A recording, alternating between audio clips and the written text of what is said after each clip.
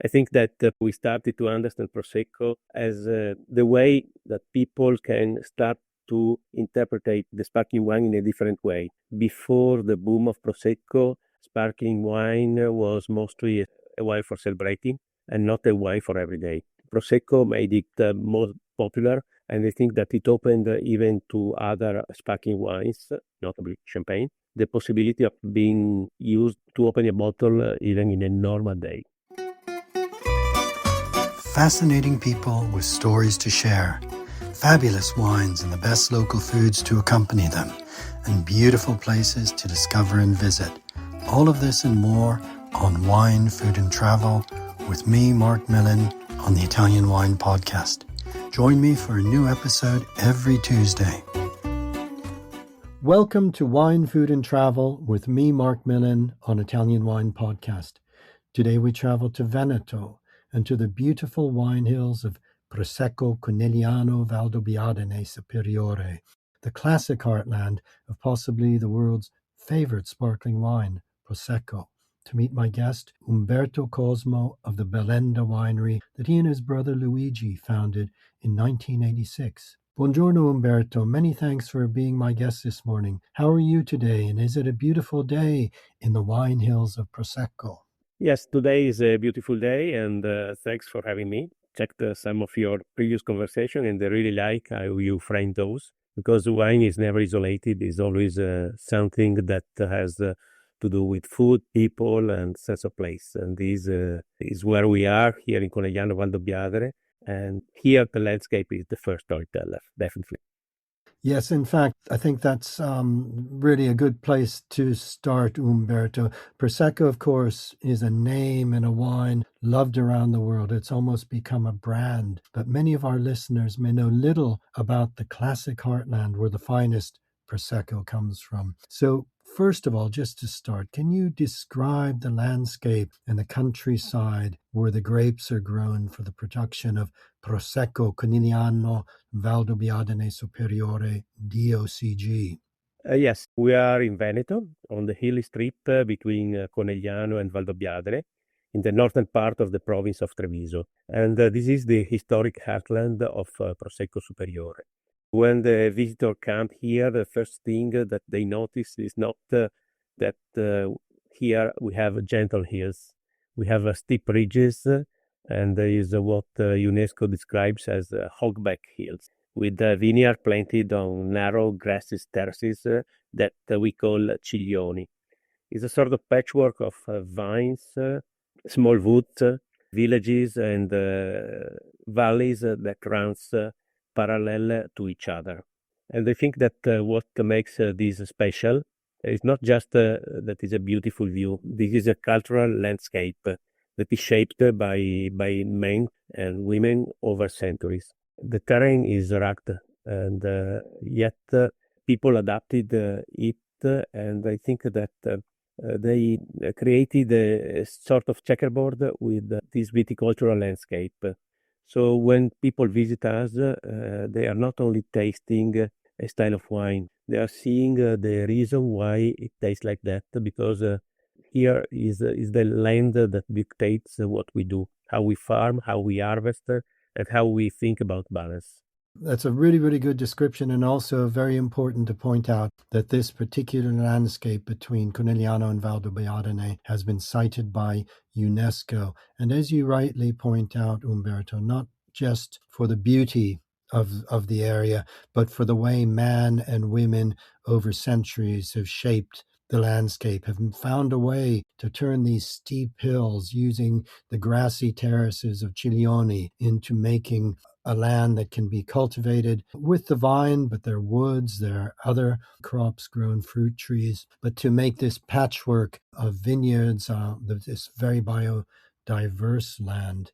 So it is a very unique, quite a small area between these two principal towns that is this very special zone, which is the classic heartland of Prosecco. Umberto, can you tell us now the Bellenda story, the story of how you and your brother created the winery 40 years ago? Yes, everything started from really an idea from my father, Sergio, who literally pushed us to do something different from what we were doing in agriculture at that time. And so I define Bellenda as a family project.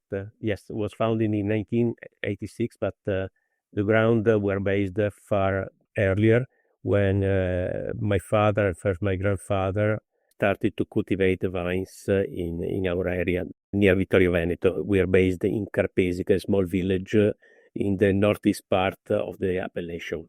And for us, the family is most important because it creates a very specific way of working. We have to take, in agriculture, we have to take long-term decisions. You need patience and the sense of responsibility that only a family can give you.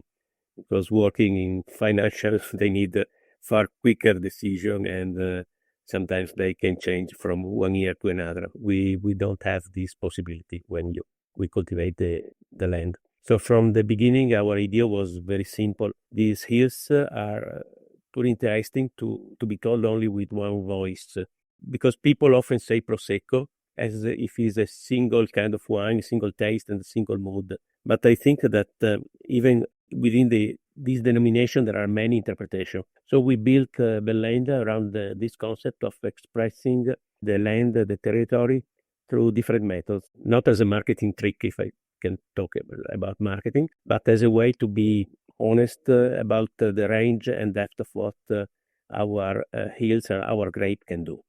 Okay, that's really interesting to hear the story of Bellenda and your desire from the beginning to really express the territory and the different styles, as you say, of Prosecco, which I think are really reflected in your wines, which we'll discuss in a minute. You and your brother must have been very young then when you began this 40 years ago. Also, Umberto, I think it's very interesting to note as well that 1986 was really before the big Prosecco boom happened. So you were perhaps one of the young producers that were helping to take Prosecco beyond the region, beyond Venice. It was always a wine that you would drink in Venice, but it didn't travel really beyond until a little bit later. And then, of course, it's gone across the world to conquer the world. I remember, it's funny, my first importer in the States that we met in the beginning of the 90s. John told me, I would like to take a chance with your wine, but do you mind if I buy only 20 cases? No, not at all, John. I think that is a good way to start. And then later, the day after, he told me, I will buy 50. Okay, I was so happy at that time for these first 50 cases when going to the States. And in a matter of months, I think, within the end of the year, we were up to a container. So I was very, very happy. Okay. I think that Prosecco, we started to understand Prosecco as the way that people can start to interpret the sparkling wine in a different way. Before the boom of Prosecco, sparkling wine was mostly a wine for celebrating and not a wine for every day. Prosecco made it more popular, and I think that it opened even to other sparkling wines, notably champagne, the possibility of being used to open a bottle even in a normal day.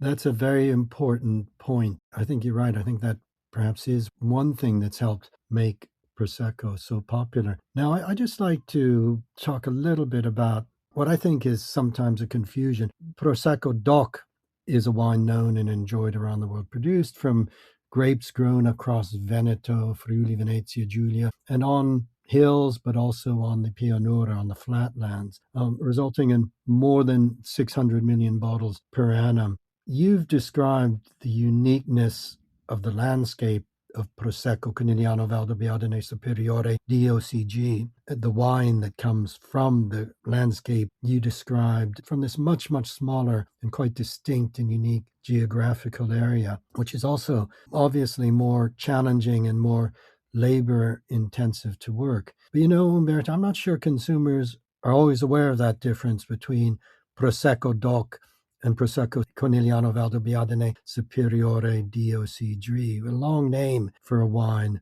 So can you perhaps explain why sparkling wines from this beautiful UNESCO-cited wineland are so very special? are different. The same family, of course, the same Glera grape is its main component, but why wines from this classic Harlan are very, very special? The answer stands in a map that unfortunately I cannot show you, dating back 1870, that I found in my grandfather's library, where the white grapes for producing white wines were produced at that time only on the hills. And while on the plains, there were only red grapes, mostly, 90% probably. This was eye-opening for me, an eye-opener, because we focused our activity mostly on the hills, because here the landscape is not the background, is the main ingredient. And the thickness, exposures, and the small parcel mean that every decision starts in the vineyard. You learn to be, humility, maybe, very quickly on these slopes. And you also learn that the quality is not just a cellar concept. You cannot make quality just in a cellar. It's a day-by-day relationship with the land. That's why we truly believe that how we make the wine is not just a technical footnote. It's part of the message. And that's why we like to produce both with Martinocchi, that highlights brightness, immediacy, and that's social wine. Let's pour another glass energy. Traditional method, in my opinion, highlights the soul, the depth, the structure. And besides having a more gastronomical personality, I think that it highlights the real piece of land where these come from. And the other, the forgotten Col Fondo, can bring out something textured, identity-driven, sort of rural sincerity. And this is what makes the area different. We have the possibility in our area to produce in different ways, to interpret our grape in order to show the potential of Glera. I think that for too long time, we had our grape interpreted as something that you have to drink young, otherwise it won't last. And the fact is that is proven, not by me, but also by a lot of my friends producing the wine on our hills, that our wine is something that can endure the time. And this is something that is unique from these fields. Okay. You've mentioned the Martinotti method. I think that our listeners mainly understand this secondary fermentation in the tank. But of course, Prosecco was one of the first areas in Italy to embrace this technology going back into the 1800s, I think. Can you tell us briefly how the Martinotti method works and what are the main benefits of making sparkling wines using Martinotte as opposed to the Metodo Classico? Well, the Martinotti has been introduced in our area in 1930, exactly. 1930. Because, yes, it was when Antonio Carpenet introduced the first tank, a pressure tank, to ferment the wine. And before, since the first sparkling wine houses were born in our area at the mid of 1800, between 1850 and 1860, the only way to produce the thing was a Metodo Classico. So that is why the two things can coexist in the same area, because we have a long tradition in both the way of we make it. Well, the Martinotti has the peculiarity of, how can I say, expressing the fruitness of the grape, expressing the spirit of the land. I know that a wine cannot express the spirit of people, but in our case, I think that it can express the spirit of our people, so that are always ready to go in an osteria at the end of a hard day of work and having a glass of wine together with our people, with our friends. So Martinotti, also called Charmat, is the way of making something for every day. Is the democratic way of drinking a sparkling wine. Okay, so the Martinotti method, this method of secondary fermentation in the tank.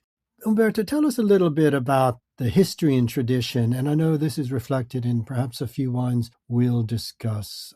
The fact that in the Conegliano Valdobbiadene area, the wines naturally, because of the coldness, the fermentation might stop, and then they had a propensity to have a natural secondary fermentation. And this is what led to the creation of the Prosecco sparkling wine. Is that correct?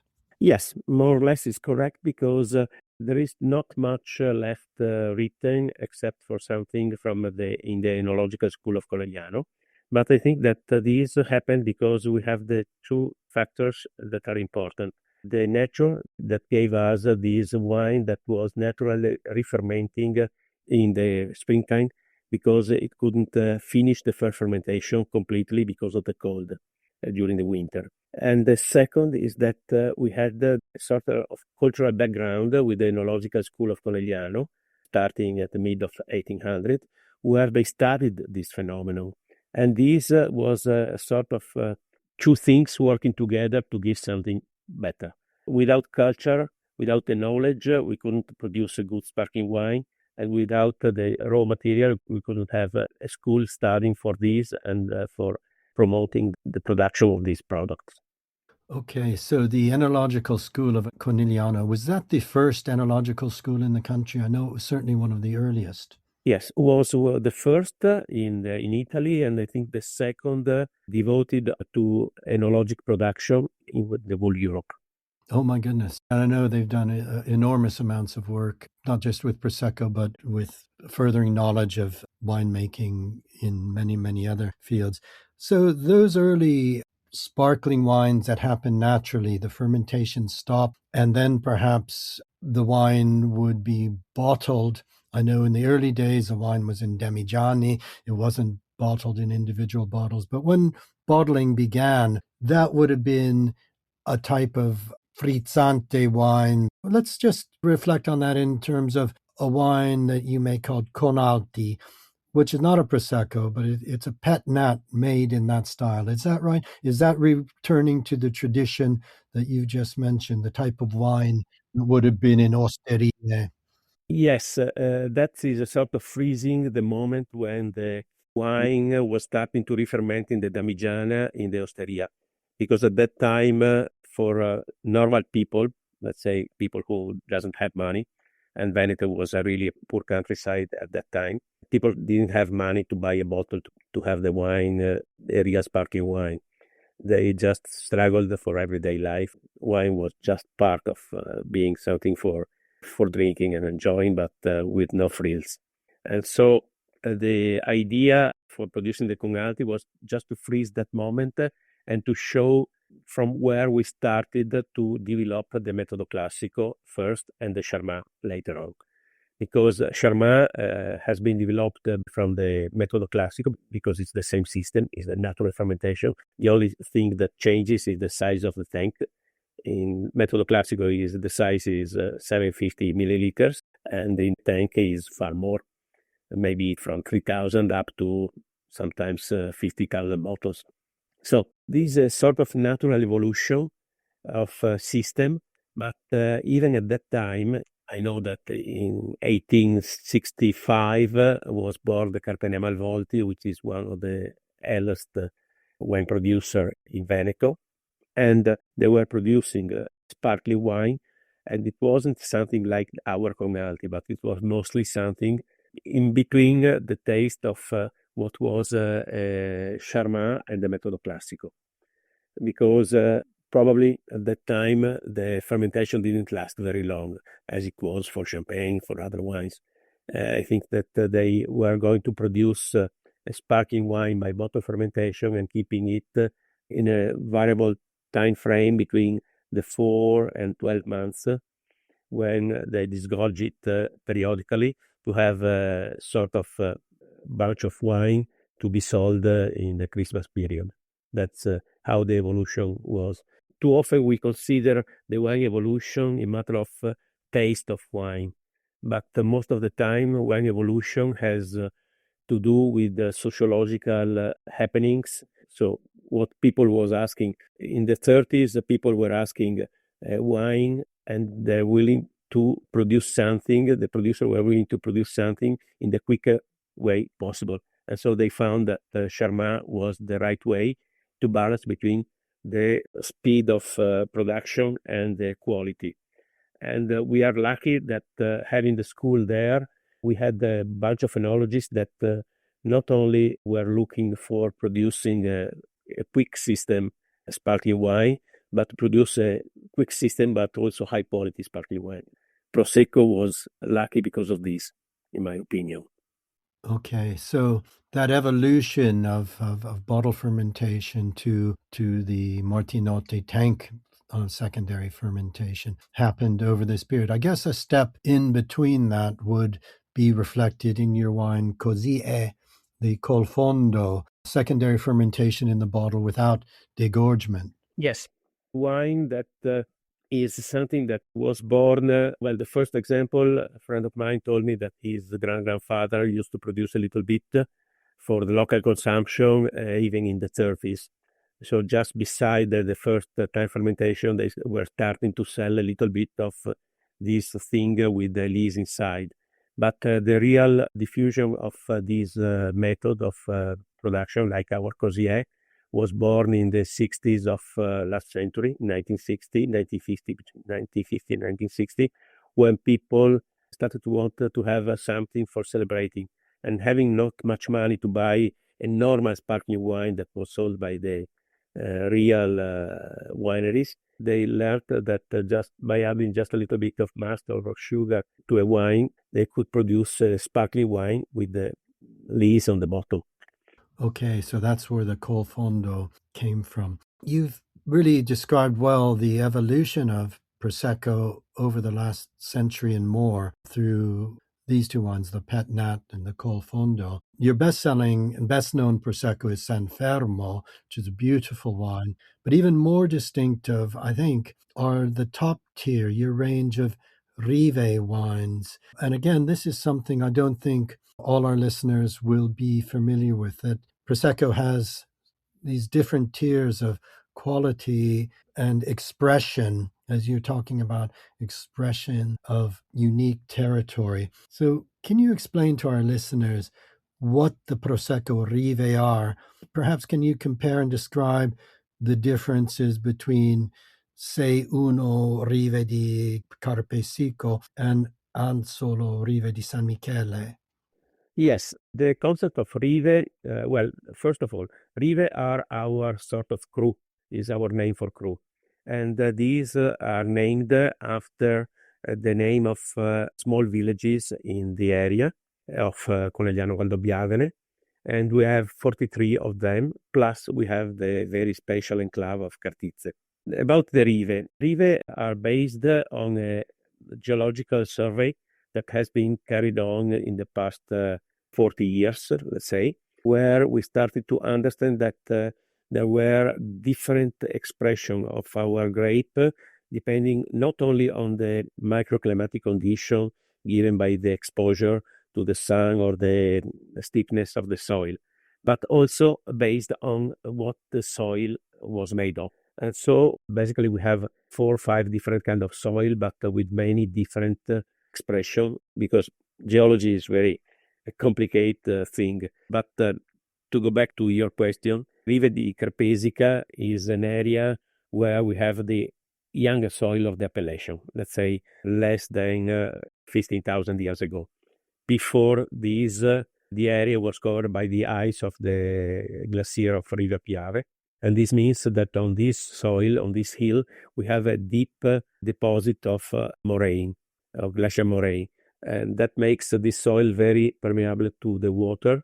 And so the water flows through this soil very quickly, and the vines are forced to deepen their roots up to 2-3 meters. While in the area of Rive di San Michele, the second river that we produce, we have a soil that is made mostly of clay, and it's one of the oldest soil of the appellation, dating back more than 200,000 years ago. So this makes the soil quite different, and the expression is obviously different because the vine reacts to the soil where they grow in. Okay, so that's again a really important distinction that I hope our listeners will understand, the nuances of terroir that are reflected in these very special Rive wines. Rive, of course, often very, very labor intensive, very steep, as you mentioned, the Ciglioni, these grassy terraces that must be worked entirely by hand compared to the extensive vineyards on the Pianura that can be mechanized.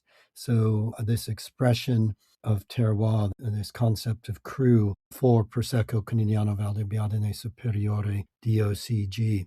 Umberto, you mentioned something else that I think is quite interesting. You said that the white grapes, Glera in this case, in the Prosecco heartland, were grown on the hills, and the flatlands, the Pianura, was the source of red wines. And of course, that's changed as the Prosecco boom led many producers to plant vast quantities of Glera on flatlands.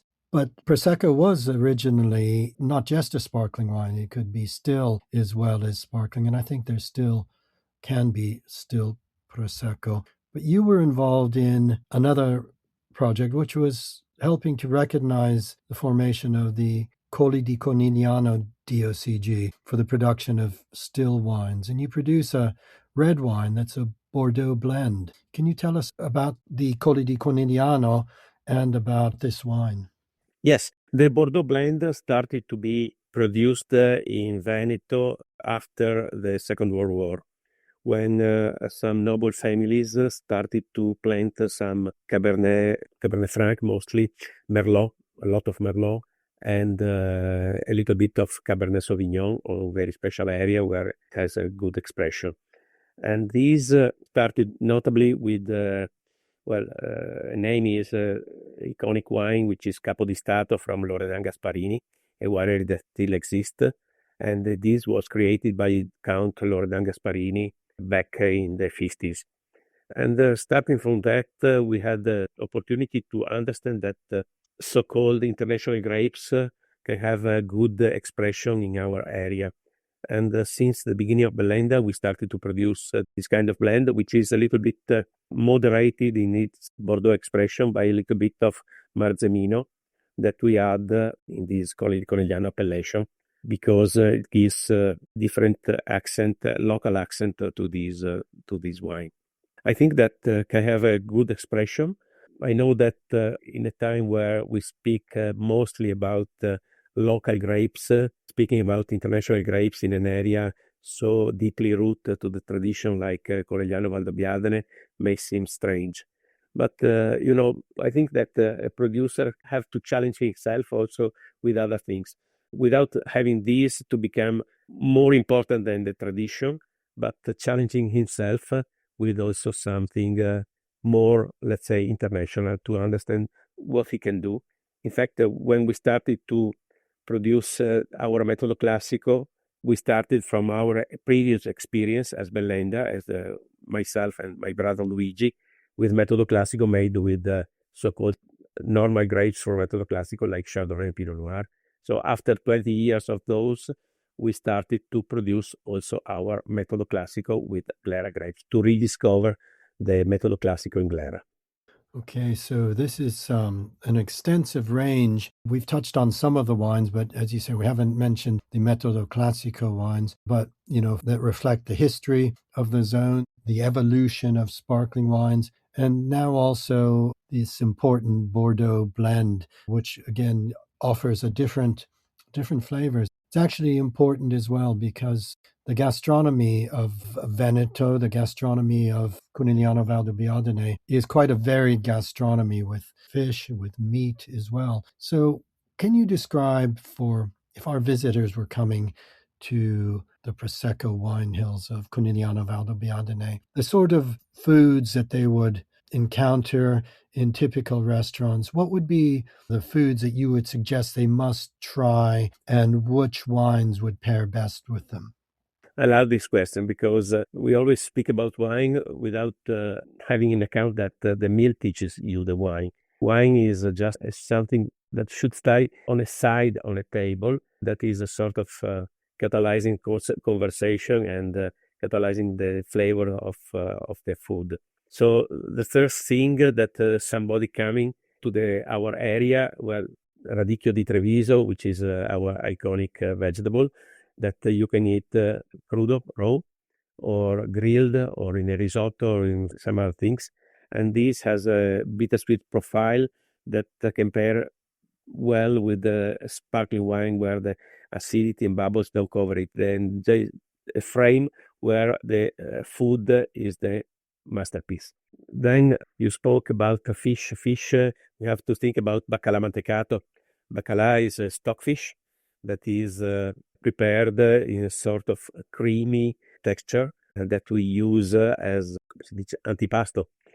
Or sardine saor. Sardine saor has another very long history because they were prepared as a way of preserve fish during a long travel of the sailor from Venice, where you have a salt texture and these sweet and sour notes.